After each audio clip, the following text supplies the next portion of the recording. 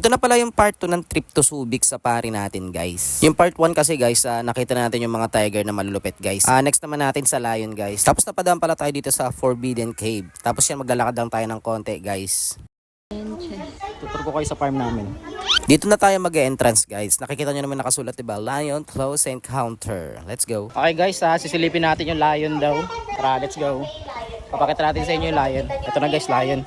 Unang bungad sa atin guys, ito yung babaeng lion na nandyan sa malapit sa daanan. And napakaganda talaga ng lion na to. Buti guys, tahimik lang siya dyan nakapwesto. Tapos dito tayo mag-entrance guys para makita na natin yung iba. Papakita ko sa inyo yung alaga ko. Bali, Mayumi pala yung pangalan ng lion na to guys, babae. Yan. And nasa bungad, yan yung pangalan niya, Mayumi. Okay guys, nakita ko na si Lion King. Napapanood ko lang to dati. Eto guys, nakita na natin yung lion talaga na lalaki. Yan talaga yung naabangan ko. Kaso nakahiga siya eh.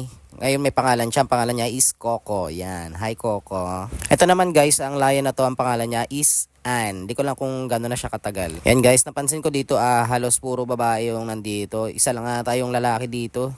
Puro babae na. Tapos ito, mukhang bata tong lion na to. Tropa ko. Tropa mo.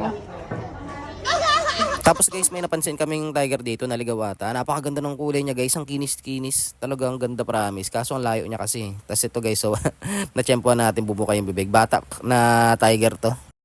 Tara guys, exit na. Ganoon lang kadali. Guys, may nakita akong laki ng tiger. Ayun. Laki. Horse guys.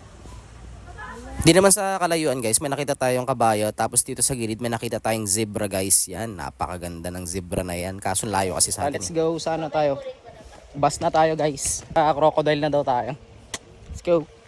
Bago tayo pupunta sa bus guys, dumaan muna tayo dito sa Subic Cave. Yan, may mga madadaanan ka kasi. Tapos ganyan yung makakita mo guys. So pwede kayo mag-picture-picture dyan sa loob. Tapos may makita kayong mga naka-display dyan.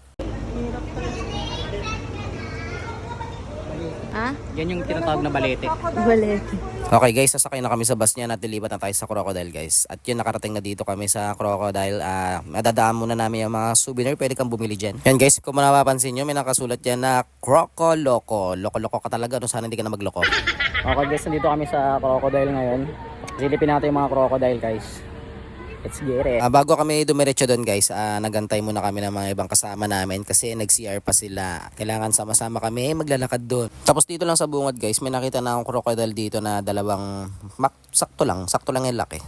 Tapos maya-maya din pumunta na rin kami, pumasok na rin kami. Siyempre nagpahuli na kami kasi 'di ba para hindi siksikan guys. Kailangan mo kasing umakyat sa ganyan guys kasi nga 'di ba nasa ilalim yung crocodile. Okay guys, nandito na tayo sa mas malaki ang buhaya. Yun na nga guys, ang bumungad sa amin ay yung malaking buhaya guys. Kitang-kita nyo naman sa video, 'di ba? Oh, ang laki-laki niyan kaya sa personal guys. Tsaka dito ako nagulat sa kabila, pagkalingon ko, napakaraming buhaya. Ewan ko na lang pag tumalong ka dyan kung ano mangyari sa'yo dyan. Yung iniisip ko nga dyan, paano kung natalon ako dyan o nalaglag ako dyan, ano kayang pwede mangyari sa akin? Kung kakainin ba nila? Dito pala guys, pwede ka magpakain ng buhaya, may additional na bayad lang. Mura lang naman. Nabigla talaga ako sa dami ng mga buhaya dito. Hindi ko alam kung gaano na sila katagal. Tapos guys, habang naglalakad kami, may nakita kaming crocodile dito sa ilalim. Tapos pala niyan guys, mag-picture-picture na kami doon sa buhaya na may libreng pulutan dito guys.